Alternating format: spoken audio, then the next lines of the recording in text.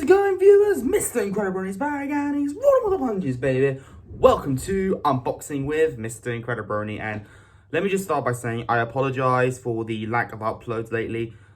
School this week has been pretty stressful because I've had a maths exam, I'm going on a trip, and I've had this new club I've been going to every Tuesday. So I thought, you know what? I'm going to do a video this morning, and hopefully later today I'll upload a couple reactions if I have time, of course. But either way, viewers, I'm so glad to be back. And I have two really special unboxing videos for you to do. Actually, no, I'm doing one unboxing video, but two unboxings in that one video, you know? And here they are, two bags, both from Redbubble. And let me just say, I think I've decided that this brand is officially the key to my heart. Like the actual key to my heart. Look, I got the key. There's my heart. Look I got a keychain. I got a keychain of Rainbow Dash. I don't even want it, but I have it because it's pretty dope, okay? Just look at that. Can't get any better, can it? You want this Tamati 2009? I wish I could give it to you, but right now I can't. Anyway, so I'll be honest with you. There are two video games out there that I care deeply for, and I've always wanted a t-shirt of them, and I finally can get a t-shirt of both of my favorite games in the entire world. Maybe not in the of all time, but definitely in my top 50 or top 20 even. I'm pretty sure I would put it there. And I've actually talked about one of these games a lot on the channel, a bit. The other one, I don't think I've mentioned a single time, so this will be a surprise. Now, I'm sure you all know I got a Cuphead t-shirt, and that's really cool because I've recently completed the game. And I used to have a Little Nightmares t-shirt because I was really impressed by the art style of that game and how it told a story, but it didn't really use any dialogue. You just took pieces up. It's really cool. Unfortunately, I grew out of that t-shirt, so you're never going to see me wear that again. And it was really cool because you had Six in her little raincoat with her like little lighter on. I thought that was really sweet. But I got two new t-shirts, and I think they're going to be so dope. But the first video game I definitely talked about, I don't actually don't know which one is which. I'm going to open them and see which one I get first. So let's try this one first.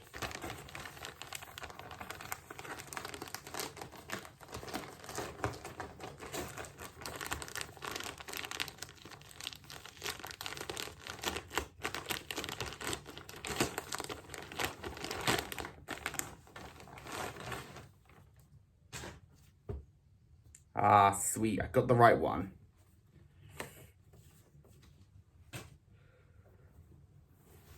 Now, yes, love it. Okay, I've actually talked about this video game many times. You all know I definitely think Bendy and the Ink Machine is one of my favorite games in the world. I love the atmosphere it brings, and it feels like old school Disney from back in like Walt Disney's days, and it feels like Mickey Mouse has gone evil.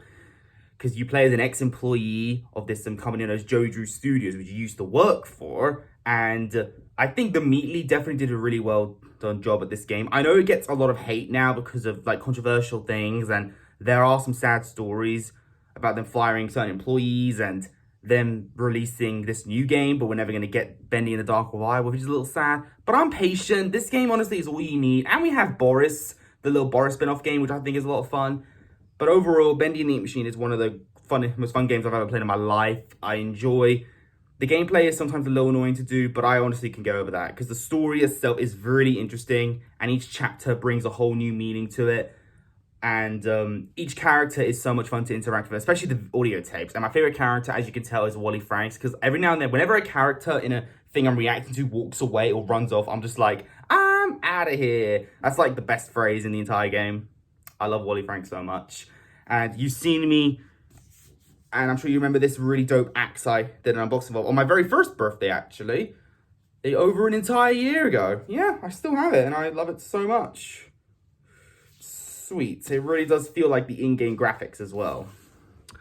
And I've had this for a while as well. A cute little Bendy figure. Isn't that sweet? Specifically the vinyl one. I love it so much. But this t-shirt, honestly, is perfect to complete my collection. And, of course, I couldn't find one that said, I'm out of here. But I did find a Sammy Lawrence t-shirt.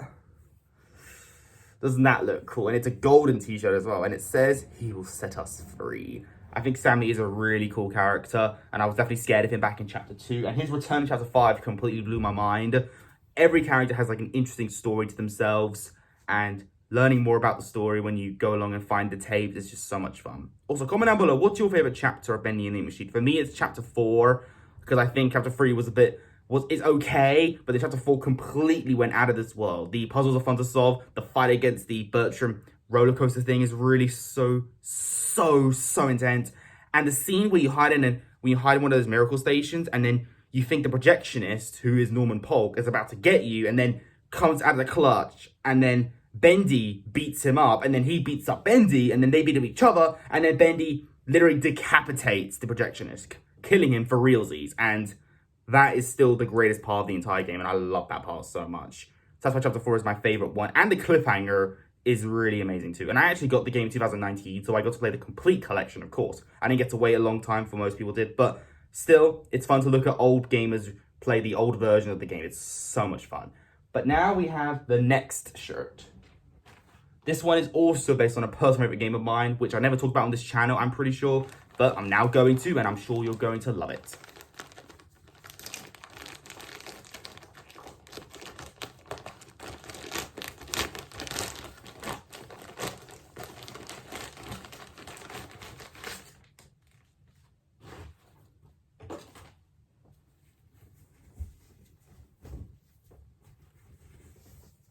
Ah, beautiful. Okay, now if there's one thing I will say this. When I was a kid, one of the best phrases I was ever told by my father is, action speaks louder than words. That's what he used to tell me as a kid, and I never forgot that, because I remember when I was about 11 years old, the first game I ever played on my dad's laptop when he let me borrow it, I got the Steam thing on my dad's laptop for permission. And the first game I ever played was, surprisingly, the very first video I saw uploaded by, no joke, Markiplier. That was the first video I ever saw by Markiplier, which was his playthrough of Playdead's Limbo. Now, Limbo is a really cool side-scrolling adventure game where you play as a little boy and he's stuck in this like little strange world where he's supposed to be dead, and he's looking for his sister who passed away as well in this car crash. The story makes more sense if you play the game, but I think it's really well done because, again, there isn't a single word of dialogue or even like words in the actual game. You're literally, and it has simple mechanics as well, and you interact with nature and man-made environments, and there are these really scary looking big creatures, including a giant spider, which is so insane.